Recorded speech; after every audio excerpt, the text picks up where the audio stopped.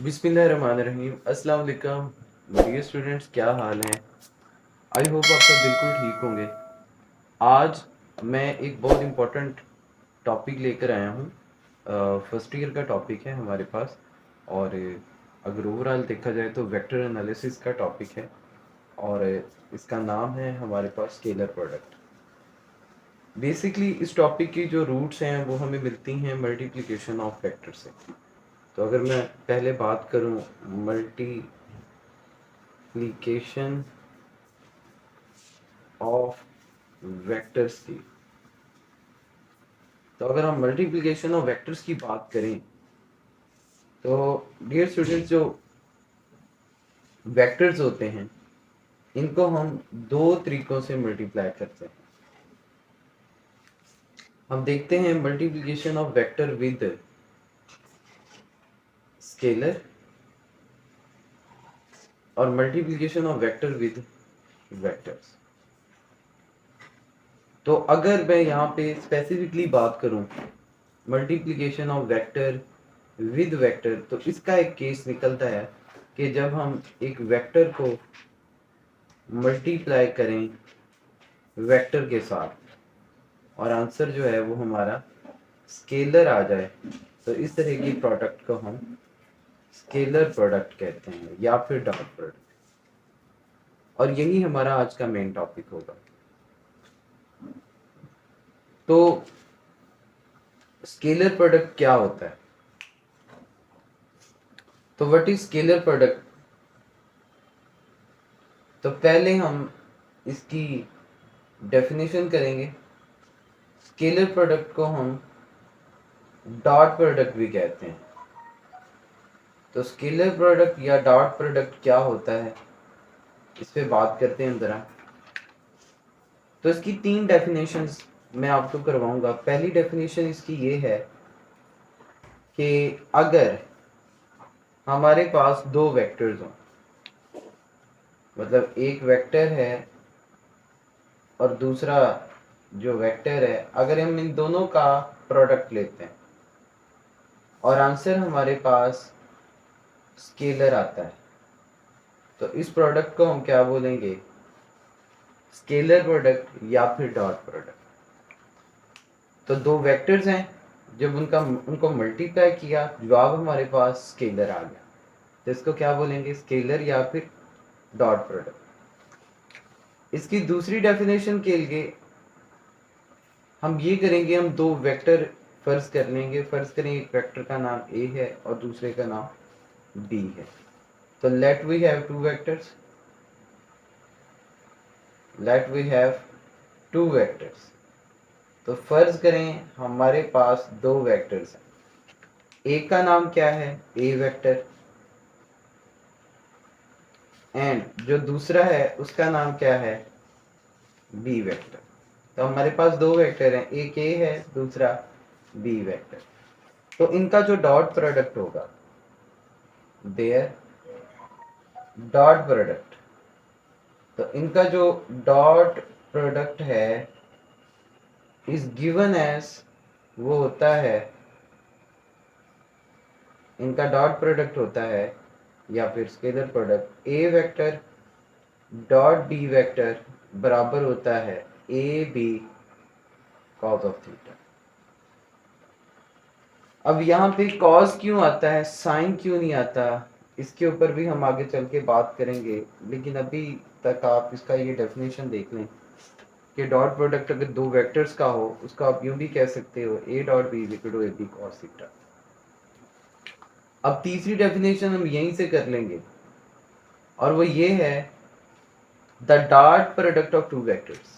जो दो वेक्टर्स हैं उनका जो डॉट प्रोडक्ट होता है इज इक्वल, वो बराबर होता है the product of their magnitude, उनकी मैग्नीट्यूड के product, and cosine of angle of theta between them, और उनका बीच में जो एंगल होता है उसके कोसाइन के प्रोडक्ट के बराबर होती है। तो हम यहाँ पे इसका डेफिनेशन करेंगे, हम कहेंगे the dot product, the dot product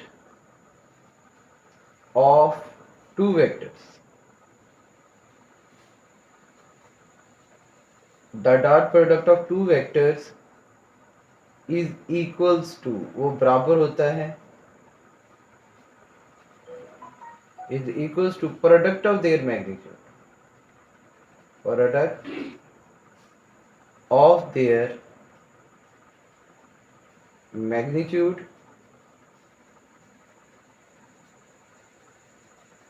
and cosine of angle between them, cosine of angle between। तो यहाँ पे अब इसकी तीन तरह की डेफिनेशंस बन गई हैं। एक पहली डेफिनेशन तो ये है जो इसका कंसेप्चुअली मीनिंग भी बन रहा है कि वेक्टर को वेक्टर से मल्टीप्लाई करें, जो आप स्केलर आए तो वो स्केलर प्रोडक्ट या फिर डॉट प्रोडक्ट है। दूसरा, अगर हमारे पास दो वेक्टर हों, एक ए और दूसरा बी, तो उनका डॉट प्रोडक्ट होगा A dot B equal to A B cos of theta. और या फिर आप इसको यूं भी कह सकते हो कि जो दो वेक्टर्स का डॉट प्रोडक्ट है वो बराबर होता है उनकी मैग्नीट्यूड के प्रोडक्ट के और cosine of angle between them. अब यहाँ पर ये इसकी डेफिनेशन तो हो गई, बट यहाँ पर बच्चे अब हमने ये अंडरस्टैंड करना है कि अगर इसके फार्मूला में देखें तो यहाँ पर हमें कॉस दिखता है, यहाँ पे साइन क्यों नहीं आता। तो अब हम इसको एक्सप्लेन करेंगे, यही हमारी एक्सप्लेनेशन होगी। तो अब हम ज़रा इसको एक्सप्लेन करते हैं। अब एक्सप्लेनेशन में आप सबसे पहले तो एक्सप्लेनेशन की हेडिंग लगा लें।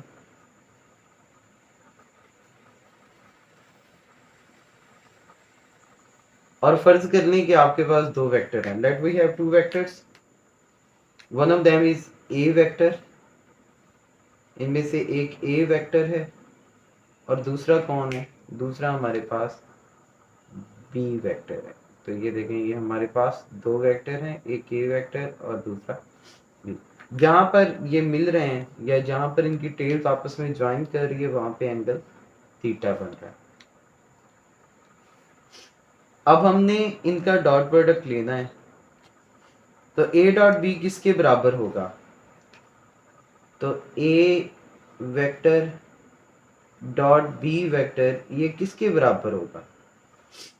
अब देखें, आपने ये करना है कि थीटा की वजह से बी के कंपोनेंट्स बना लो।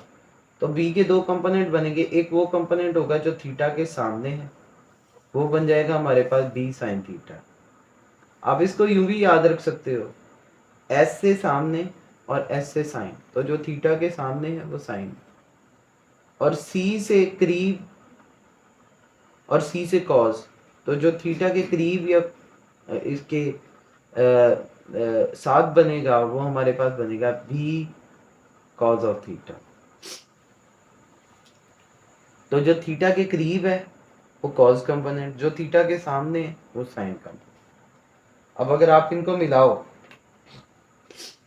तो ए डॉट बी हमारे पास आ गया A B cos of theta. But cos क्यों आता है, इसके लिए आपने एक चीज नोट कर लेनी है, ये पॉइंट सबसे मेन पॉइंट है यहाँ पे, आप कह सकते हो। अब ये पॉइंट क्या है कि जब भी वेक्टर सेम डायरेक्शन में होते हैं तो then they treated as scalar. तो when the vectors are in same direction,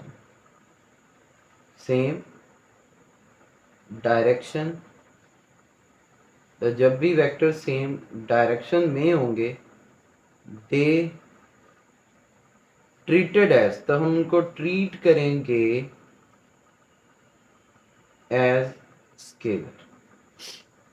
तो हम उनको एज ए स्केलर ट्रीट करेंगे। और ये अब इसकी एक्सप्लेनेशन का कह लें तो सबसे इम्पोर्टेंट पॉइंट है कि जब भी वेक्टर सेम डायरेक्शन में ये एज ए स्केलर ट्रीट होंगे तो अब हमारा आंसर स्केलर होना चाहिए, ए डॉट बी का आंसर स्केलर होना चाहिए। तो अगर मैं ए वेक्टर की के साथ मैं बी लूं तो वो सेम डायरेक्शन में नहीं है, अगर मैं बी साइन थीटा लूं वो भी सेम डायरेक्शन में नहीं है, मैं बी कॉस थीटा लूं तो जिधर को बी कॉस थीटा है उधर को ये है, तो दोनों के डायरेक्शन क्या हो गई, सेम। तो हम कह सकते हैं कि इसका आंसर जो है वो ऐसा होगा कि हम उसको ट्रीट करेंगे एज ए स्केलर। तो इसलिए हमारे पास यहाँ पे कॉज आता है ताकि आंसर हमारे पास स्केलर आए। इस वजह से यहाँ पे साइन नहीं आता, क्योंकि साइन करेंगे तो फिर वो सेम डायरेक्शन में नहीं होगा। आप इसको यूं भी लिख सकते हो, ए डॉट बी बराबर लिख सकते हो, ये क्या है, ए एक्चुअली में है मैग्नीट्यूड ऑफ वेक्टर ए, और बी कॉस थीटा क्या है, it is the projection of B vector along A vector. तो ये हमारे पास ए डॉट बी आ गया। आप projection of B along A की जगह पे effective value of B along A भी कह सकते हैं, क्योंकि ये बी की इफेक्टिव वैल्यू है जो कि ए पर है। या ये भी कह सकते हो कि प्रोजेक्शन, या फिर ये कह सकते हो component of B along A. तो इस तरीके से भी आप इसको मेंशन कर सकते हो। अब नेक्स्ट बच्चे हम इसकी एग्जांपल्स की बात करेंगे। तो डॉट या स्केलर प्रोडक्ट की एग्जांपल्स क्या हैं, तो बारी बारी इनको डिस्कस करते हैं। एग्जांपल्स यहाँ पर सबसे पहली एग्जांपल जो हमारे पास है वो वर्क डन की है।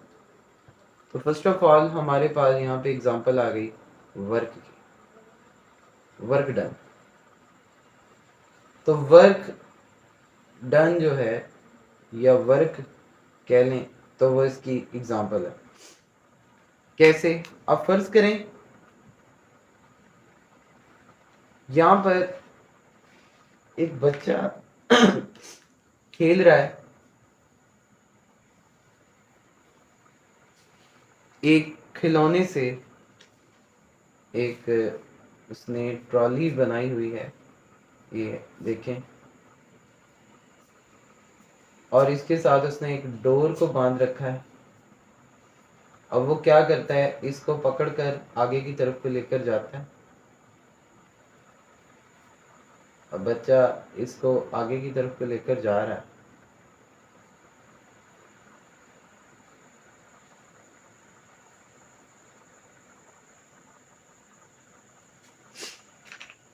तो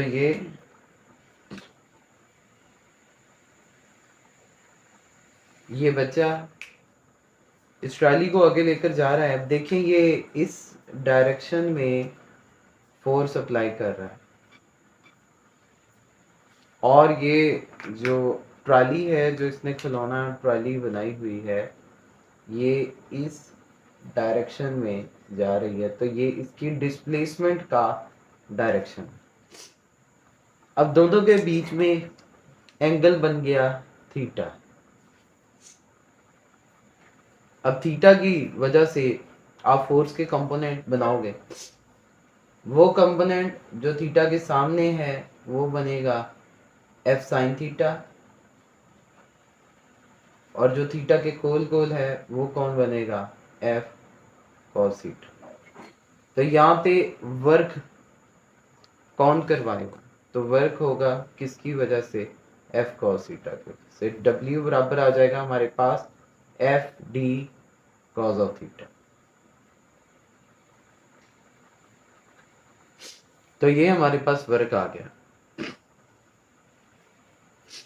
इसकी सेकंड एग्जांपल जो हमारे पास है, इसकी सेकंड एग्जांपल हमारे पास पावर की है। तो पावर इसकी सेकंड एग्जांपल है। पावर जो है ये हमारे पास होता है P equals to F dot V. तो ये डॉट प्रोडक्ट होता है फोर्स एंड वेलोसिटी का। इसकी तीसरी एग्जांपल हमारे पास इलेक्ट्रिक फ्लक्स की है। इलेक्ट्रिक फ्लक्स, और इलेक्ट्रिक फ्लक्स हमारे पास होता है फाई ई इक्वल्स होता है ई डॉट ए के। तो ये डॉट प्रोडक्ट होता है इलेक्ट्रिक फील्ड इंटेंसिटी और एरिया वेक्टर का। और इसी तरह से हमारे पास जो इसकी चौथी एग्जांपल है वो है मैग्नेटिक फ्लक्स। तो मैग्नेटिक फ्लक्स जो है ये क्या है एक्चुअली में, ये डॉट प्रोडक्ट है, ये डॉट प्रोडक्ट होता है मैग्नेटिक फील्ड और एरिया वेक्टर का। तो ये इसकी 4 एग्जांपल्स बताई, कुछ और भी होती हैं लेकिन आप पहले इन 4 को ज़रा अच्छे से कर लीजिएगा और अगर पूछा जाए तो ये 4 एग्जांपल्स आपने बता देनी। नेक्स्ट अब हम स्केलर या डॉट प्रोडक्ट की प्रॉपर्टीज की बात करेंगे। तो इसकी प्रॉपर्टीज को हम देखते हैं। तो इसकी प्रॉपर्टीज और सबसे पहली प्रॉपर्टी जो यहाँ पे इसकी डिस्कस करेंगे हम, वो एक लॉ है जिसको हम कहते हैं कम्यूटेटिव लॉ। तो सबसे पहली प्रॉपर्टी है इसकी कम्यूटेटिव लॉ। कम्यूटेटिव लॉ का मतलब है कि अगर हम वेक्टर्स को उनका डॉट प्रोडक्ट ले रहे हैं तो उनकी तरतीब को चेंज करने से, यानी पहले को दूसरा और दूसरे को पहला वेक्टर बनाने से भी कोई असर या आंसर में कोई भी चेंज नहीं आएगा। इस मकसद के लिए आप पहले समझो कि ए आपके पास पहला वेक्टर है और ये जो बी है ये आपके पास दूसरा वेक्टर, और दोनों के बीच में थीटा एंगल बन रहा है। अब थीटा की वजह से आप कंपोनेंट में रिजॉल्व करोगे बी को, तो ये बन जाएगा बी साइन ऑफ थीटा और ये वाला बन जाएगा बी कॉज ऑफ थीटा। अब आप देख सकते हो जब आप इसका डॉट प्रोडक्ट लोगे तो हमारे पास जो A vector dot B vector है ये किसके बराबर होगा, A B cos of theta. और यहीं पे अगर आप इसकी तरतीब को चेंज कर दें, आप बी को मान लो कि वो पहला वेक्टर है, अगर आप बी को पहला वेक्टर मान लो और आप ए को दूसरा वेक्टर मान लो,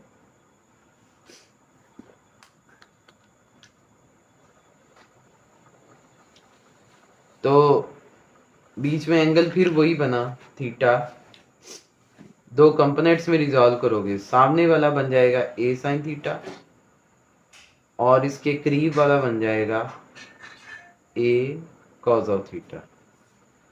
अब देखें यहाँ पे जब हम इसका डॉट प्रोडक्ट लेंगे तो हमारे पास बी वेक्टर पहला वेक्टर है, तो B vector dot A vector किसके बराबर आएगा, B A cos of theta. अब चूंकि ये स्केलर वैल्यू है और स्केलर्स को मल्टीप्लाई करें तरतीब चेंज करके भी तो उस पर कोई असर नहीं पड़ता। यानी आप ये कह सकते हो कि स्केलर्स के लिए जैसे 2 × 3 भी 6 होता है और 3 × 2 भी 6, तो मतलब दोनों का आंसर सेम है। तो मैं इसको यूं भी लिख सकता हूं कि B vector dot A vector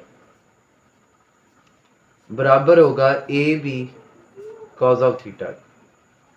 तो ये हमारे पास इक्वेशन नंबर 1, ये हमारे पास इक्वेशन नंबर 2। तो इन दोनों को जब हम कंपेयर करेंगे तो कंपेयरिंग करने पर हमारे पास आ जाएगा A vector dot B vector बराबर किसके आ जाएगा, B vector dot A vector. तो ये शो करेगा कि ये कम्यूटेटिव प्रॉपर्टी को होल्ड कर रहा है। तो इसमें कम्यूटेटिव लॉ क्या है, वैलिड है। तो इसमें कम्यूटेटिव लॉ जो है वो वैलिड होता है। अब हम नेक्स्ट प्रॉपर्टी देखेंगे इसकी, और वो है हमारे पास एसोसिएटिव प्रॉपर्टी। तो नेक्स्ट प्रॉपर्टी हमारी यहां पर है एसोसिएटिव प्रॉपर्टी या एसोसिएटिव लॉ। अब एसोसिएटिव लॉ क्या है? एसोसिएटिव लॉ पहले लिख लेते हैं। वो होता है, अगर हम डॉट प्रोडक्ट के लिए लेंगे तो A vector dot B vector dot C बराबर होगा A vector dot B vector dot C vector. तो ये हमारे पास एसोसिएटिव प्रॉपर्टी। अब यहाँ पे नोट करने वाली बात ये है कि यहाँ पर जो एसोसिएटिव प्रॉपर्टी है इट इज इवन अनडिफाइंड, मतलब ये आप डिफाइन भी नहीं कर सकते इसको, तो ये पॉसिबल ही नहीं है। स्केलर के लिए ये पॉसिबल ही नहीं है, इवन इट इज अनडिफाइंड। और रीजन क्या है उसकी? देखें, ये हमारे पास आंसर जो है ये वेक्टर है, और इसका आंसर लें तो वो क्या आएगा? स्केलर आएगा। तो क्या हम एक वेक्टर और स्केलर का डॉट प्रोडक्ट ले सकते हैं? तो ये तो डेफिनेशन के खिलाफ है। हमें पता है कि जो स्केलर प्रोडक्ट होता है वो दो वेक्टर्स के बीच में होता है, वेक्टर और स्केलर के बीच में नहीं होता, वो दो वेक्टर्स के बीच में होता है। तो बट यहाँ पर अगर एक वेक्टर को स्केलर के साथ उसका डॉट ले रहे हो तो ये फिर पॉसिबल ही नहीं है। ऐसे ही इधर भी देखो तो ये स्केलर आएगा और ये वेक्टर होगा, तो एक स्केलर का डॉट प्रोडक्ट एक वेक्टर के साथ आप नहीं ले सकते, तो it is even undefined. Next property हम देखेंगे इसकी तीसरी प्रॉपर्टी, और वो है हमारे पास डिस्ट्रीब्यूटिव लॉ। Distributive law. अब डिस्ट्रीब्यूटिव लॉ क्या कहता है? मसलन अब हमारे पास यहां पर वेक्टर है A vector dot B vector plus C vector equals to A vector dot B vector plus A vector dot C vector. तो A vector dot B plus A vector dot C, तो ये हमारे पास distributive law है। क्या ये possible है या not possible है, इसको कैसे देखेंगे? अब देखें, ये पॉसिबल है। पहले तो ये बात देखने नोट करने वाली बात कि इट इज पॉसिबल।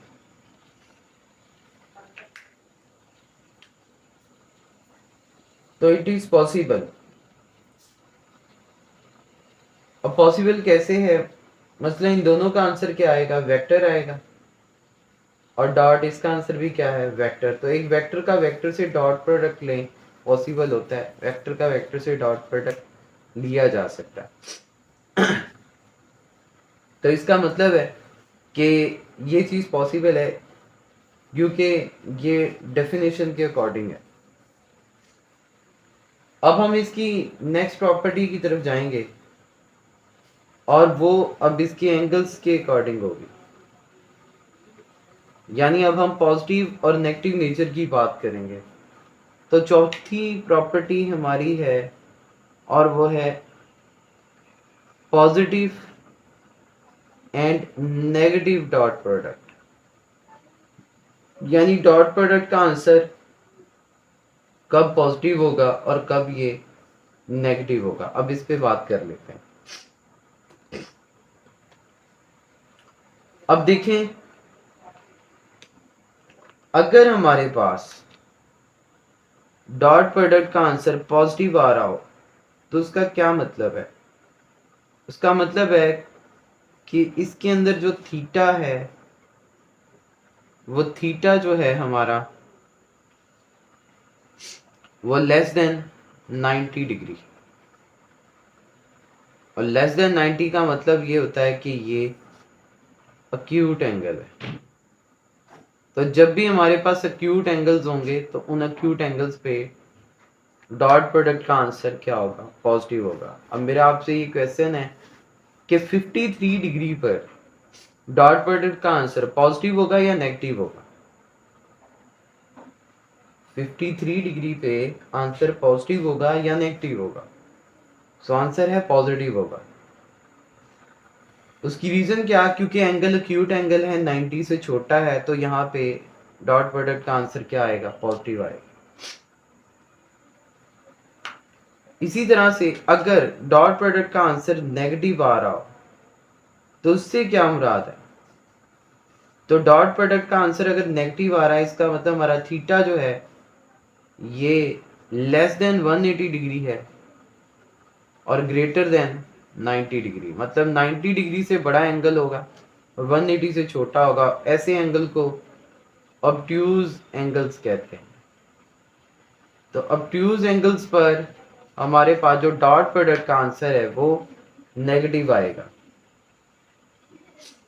अब मेरा आपसे ये क्वेश्चन है कि 123 डिग्री पर डॉट प्रोडक्ट का आंसर पॉजिटिव होगा या नेगेटिव होगा।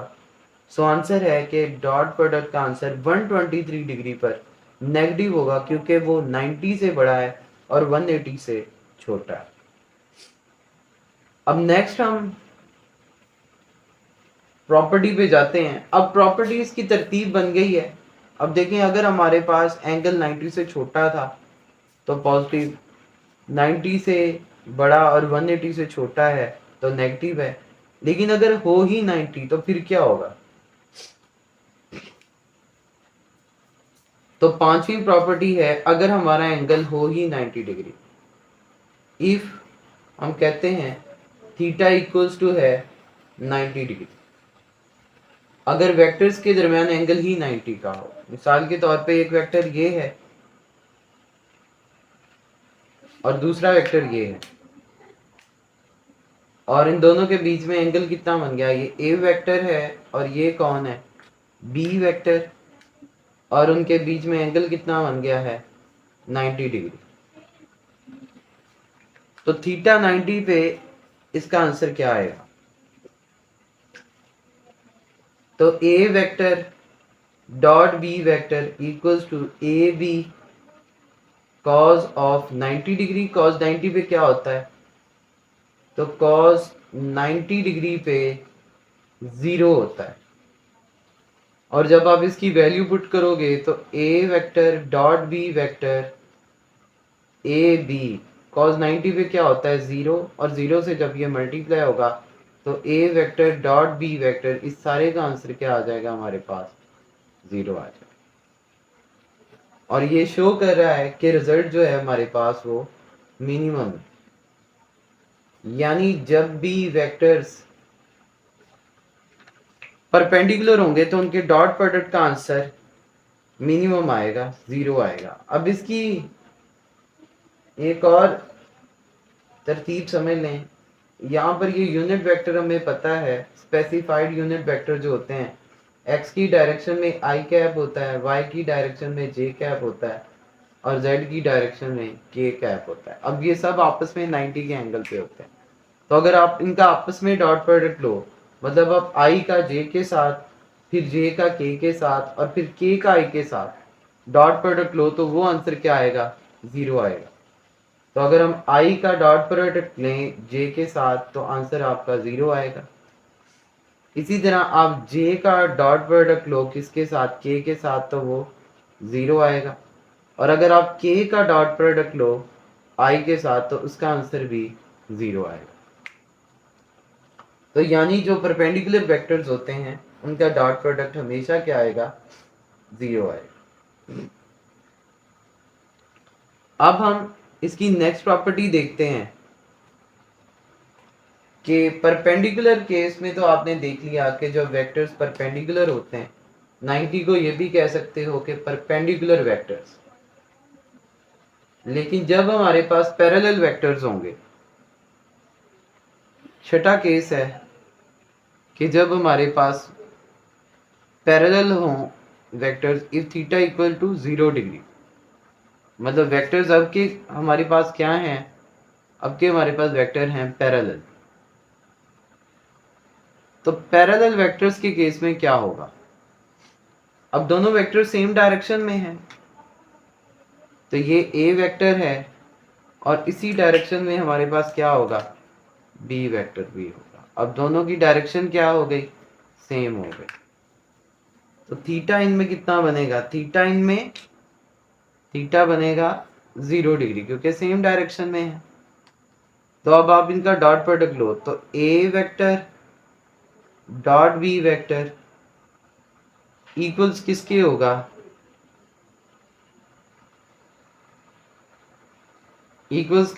वो होगा A B cos of, theta की जगह पे पुट कर देंगे 0, और कॉज 0 पे क्या होता है, कॉज 0 पे होता है 1। तो अगर आप 1 लगाओगे तो ए डॉट बी, इसका आंसर क्या आ जाएगा, ए बी। और ये शो करेगा कि रिजल्ट क्या आ गया आपके पास, ये रिजल्ट है आपके पास मैक्सिमम।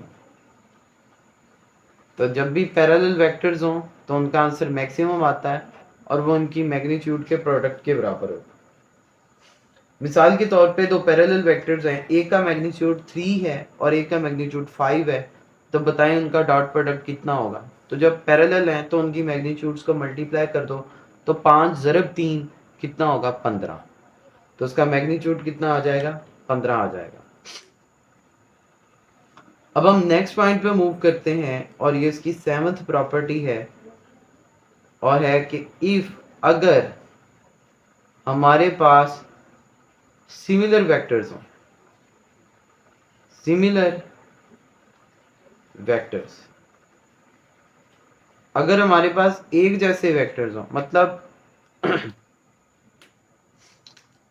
सिमिलर हो, एक ए वेक्टर है और दूसरा बी ए वेक्टर की है।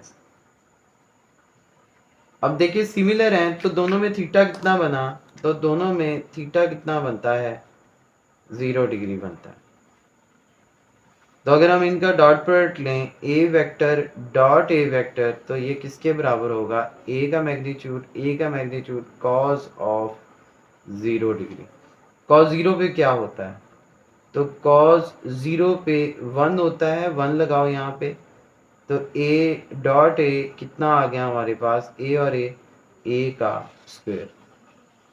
तो याद रखो जब भी सिमिलर वेक्टर होते हैं तो जब आप उनका डॉट प्रोडक्ट लेते हो तो आंसर उनकी मैग्नीट्यूड का स्क्वायर होता है। ऐसा काइनेटिक एनर्जी में भी हो रहा होता है। तो काइनेटिक एनर्जी में v और v डॉट प्रोडक्ट है।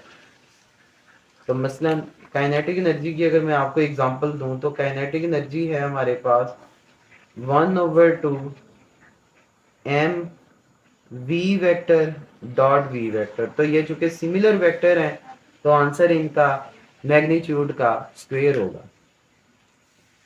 अब हम नेक्स्ट मूव करते हैं और हम जरा यूनिट वेक्टर्स का केस देखते हैं। तो यूनिट वेक्टर की अगर हम बात करें तो I vector dot I cap और J vector dot J hat और K unit vector dot K. तो I hat dot I hat, J hat dot J hat और के हैट डॉट के हैट, चूंकि ये सिमिलर हैं तो आंसर इनकी मैग्नीट्यूड का स्क्वायर होगा। और ये यूनिट वेक्टर है, इनका मैग्नीट्यूड 1 होता है, उसका स्क्वायर करेंगे आंसर 1 आएगा। जी यूनिट वेक्टर है, इसका मैग्नीट्यूड 1 है, स्क्वायर करोगे आंसर क्या आएगा, 1। के मैग्नीट्यूड 1 है, उसका स्क्वायर करोगे तो आंसर क्या आएगा, 1 आएगा। तो ये था in case of similar vectors. अब 8वीं प्रॉपर्टी है इसकी कि अगर हमारे पास हो एंटी पैरेलल वेक्टर्स, तो इफ एंटी पैरेलल वेक्टर, अगर हमारे पास एंटी पैरेलल वेक्टर्स हो तो फिर क्या होगा। तो दो वेक्टर हैं, एक इस डायरेक्शन में है, ये फर्ज कर लो ए वेक्टर है, और दूसरा इस डायरेक्शन में है। और ये फर्ज कर लो बी वेक्टर। अब दोनों में एंगल कितना बन गया 180 डिग्री। तो इस केस में थीटा कितना है 180 डिग्री और cos 180 पे क्या होता है -1 होता है। अब आप इसको अप्लाई करो तो A vector dot B vector किसके बराबर आ जाएगा A B cos of 180। cos 180 पे क्या होता है -1 और जब आप -1 की वैल्यू इधर पुट करोगे तो A vector dot B vector किसके बराबर आ जाएगा ए बी इंटू -1। ये मल्टीप्लाई होगा तो A vector dot B vector बराबर किसके होगा -ab के। तो इस तरीके से आप देख सकते हो। अब ये इसको मिनिमम नहीं कहिएगा आप, ये मैक्सिमम है, लेकिन ये मैक्सिमम है पर नेगेटिवली मैक्सिमम।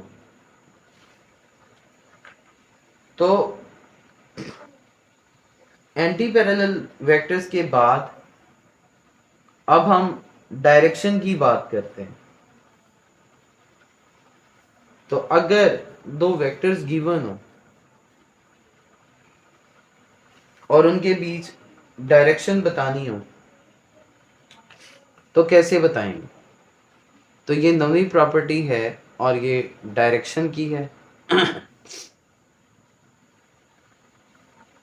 तो जब भी दो वेक्टर्स हैं उनके दरमियान डायरेक्शन बतानी हो, फर्ज करें एक वेक्टर हमारे पास ए वेक्टर है एंड दूसरा वेक्टर हमारे पास बी वेक्टर है, तो इनके बीच का डायरेक्शन बताना हो तो डॉट प्रोडक्ट लेंगे इसका।